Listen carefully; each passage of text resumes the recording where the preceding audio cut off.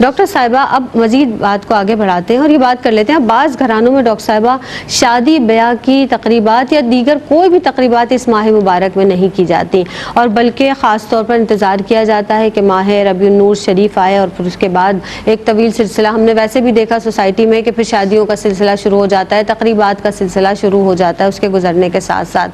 تو آپ اس حوالے سے کیا کہیں گی؟ شکریہ زینب. میں ایک جو بدھ کے حوالے سے بات ہوئی تھی اس پر تھوڑی سی بات کر کے سیرت کے حوالے سے ایک آگہی کے لیے کہ جب آقا علیہ السلام کی سیرت مبارکہ کا جائزہ لیتے ہیں تو آخری سفر 11 ہجری کو 26 سفر کو نبی کریم علیہ السلام نے رومیوں سے جہاد کا حکم دیا. پیر کا دن تھا اور پھر آپ نے منگل والے دن حضرت اسامہ بن زید کو لشکر کا امیر مقرر کیا اور 28 سفر کو جب آخری بدھ ہے اس دن آپ نے حضرت اسامہ بن زید کو نشان علم وہ دینا ہوتا ہے, مقرر کرنا ہوتا ہے, وہ دیا اور آپ جنت البقیع تشریف لے گئے اور آپ نے اس دن حضرت میمونہ رضی اللہ تعالیٰ عنہ کی باری تھی اور اس دن سے مرض کی ابتدا ہوئی. یہ ایک تاریخ سے پتہ چلتا ہے کہ آپ بستر پر آپ وہ دراز ہوئے. تو اس دن ایک طرح سے یہ بھی آتا ہے کہ یہودیوں نے خوشیاں منائی تھی. اللہ اکبر. تو کہیں آپ ایسا نہ ہو کہ خوشیاں مناتے ہوئے آپ ان کی مثل چل رہے ہیں. تو یہ تاریخ تو یہ بتا رہی ہے کہ ان واقعات میں آپ کو کہاں ملے گا کہ یہ آخری 11 ہجری کو جب ربیع الاول میں نبی کریم علیہ السلام نے پردہ فرمایا ہے اور سفر کے مہینے میں آپ نے رومیوں سے جہاد کا حکم دیا, حضرت اسامہ کو امیر لشکر مقرر کیا. تو یہ ایک تاریخی حقائق میں سامنے رکھنا چاہ رہی تھی. آپ نے شادی بیاہ کی بات کی. ایک روایت سے پتہ چلتا ہے کہ سفر میں ہی سیدنا حضرت علی کرم اللہ وجہہ اور سیدۃ النساء کی شادی ہوئی جی. تو اس سے آپ اندازہ لگائیں. پھر سفر میں ہی فتح خیبر کا واقعہ ہوا, سفر میں حضرت خالد بن ولید نے اسلام قبول کیا. تو ایسے بے شمار واقعات ہیں جن سے اسلام کو اسلامی تاریخ میں ایک فتح اور کامیابی کا نظر آتا ہے. ایون جو کیسر و کسرا کی جو فتح ہے, مدائن کی فتح ہے, وہ بھی سفر میں ہوئی تھی. تو کامیابیوں کا بین سفر اور مظفر ہے یہ. تو بیسیکلی وہی بات کہ ذہن سے یہ نکال دیں کہ نحوست کہیں نہیں ہے. صحیح. وقت اور جگہ کی کوئی اس میں نکاح میں کوئی قید نہیں رکھی اللہ نے. نکاح کے لیے حکم ہے کہ اس میں غیر ضروری تاخیر نہ کرو. نبی کریم علیہ السلام کی ایک ارشاد مبارکہ کا مفہوم ہے کہ اگر کوئی شخص تمہارے پاس آئے, رشتہ لے کر آئے اور اس کے دین اخلاق سے تم راضی ہو تو تم اس میں دیر نہ کرو. اگر نکاح میں غیر ضروری تاخیر کی جائے تو زمین و آسمان میں فتنہ و فساد بپا ہو جائے گا.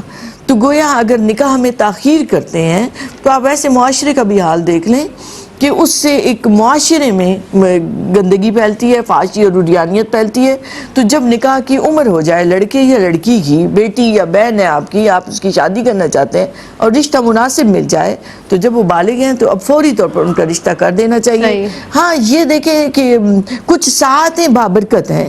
جیسے مسجد میں آپ سادگی سے کریں, مسجد کی برکت کو نہیں, وہ اللہ کا گھر ہے, وہاں نماز پڑھی جاتی ہے, وہاں ذکر کیا جاتا ہے. تو ایسی جگہ جہاں ذکر کیا جاتا ہے اس جگہ کی ایک برکت اپنی جگہ مسلمہ ہے, کہ یہ حقیقت ہے.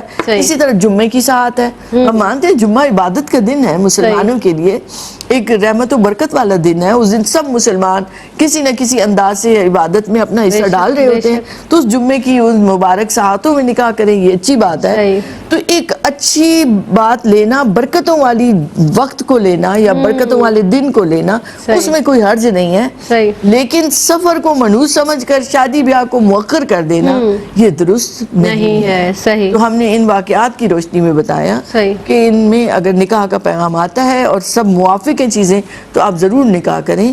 تو کہیں بھی شریعت نے منع نہیں کیا, یعنی سفر میں شادی کرنے میں کوئی ممانعت نہیں ہے. اب ضمنی طور پر میرے ذہن میں یہ بھی آ رہا ہے, 2 بہنوں کی شادیاں ایک ساتھ کرنے میں بھی لوگ بڑا کتراتے ہیں. اس کے حوالے سے بھی نہیں, بالکل بھی نہیں. اسلام نے, شریعت نے ہماری کیا رہنمائی کی ہے, یہ ایک سوال رکھا کرے اپنے سامنے.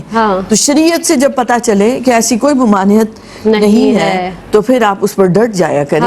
پھر اپنے ذہن اور دل کو کہیں ادھر ادھر نہ ہونے دیا کریں. ورنہ یہ ہمارے لیے ایک بہترین جو راستہ, بہترین راستہ اس شریعت کا راستہ ہے نبی کریم علیہ السلام کی بتائی ہوئی سیرت سے, آپ کی حدیث سے. تو علماء اس کی قرآن و حدیث کی روشنی میں رہنمائی کرنے والے موجود ہیں.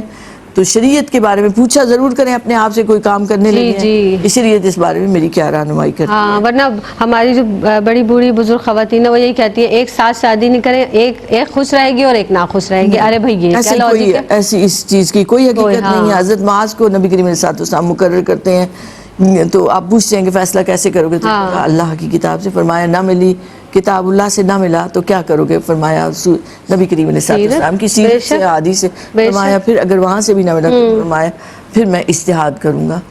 تو ایک علماء کی ایک علماء حق کی جو بتائی ہوئی راستے شریعت ہے تو وہ قرآن و سنت کی روشنی میں ہوتی ہے, اس سے رہنمائی ضرور لیں.